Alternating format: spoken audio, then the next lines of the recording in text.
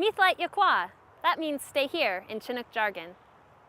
Look toward the freeway and imagine seeing many homes like House 1 and House 2 spread across the village grounds. In 1839, you would have counted about 53 houses in the village, and by 1848, about 60. We know that tradesmen and laborers lived in the village, as we know with House 1. But House 2 shows us that families that included women and children also existed in the village.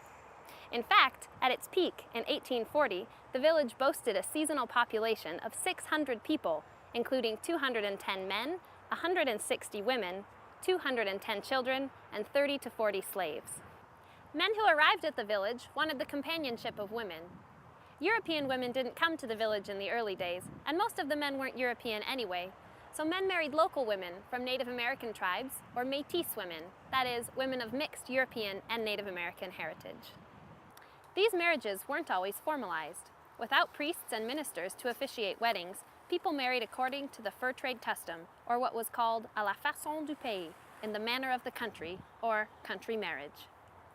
Even after the arrival of priests and ministers, attitudes toward informal marriages didn't change overnight. Let's walk a little closer to House 1.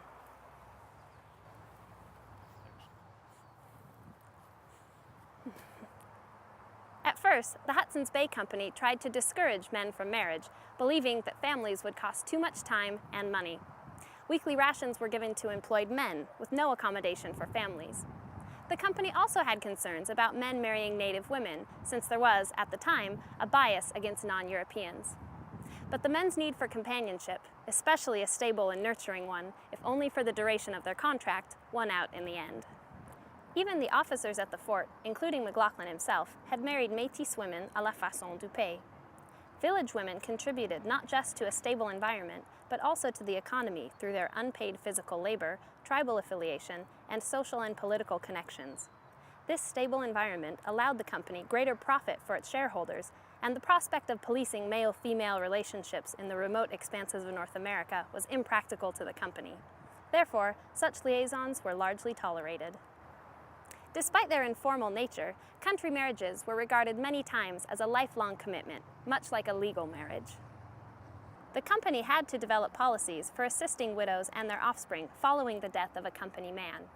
Some men viewed country marriage as temporary and abandoned native women at the end of their work contract, so the company had to find ways to hold men accountable to their families if they decided to return to Europe without their wives and children. Women who were left without partners due to death or abandonment often remarried because it was not common for the company to provide ongoing support. Informal unions with local women came under fierce attack when the firebrand minister Herbert Beaver preached against them during his tenure at the fort from 1836 to 38. The arrival of Catholic priests also led to many seeking official church sanction for their relationships. However, acceptability of marriage with Native American and Métis women further waned when European women arrived at the village beginning in 1839. If you look to the north, past the large brick building, you'll see where the Catholic St. James Mission once stood.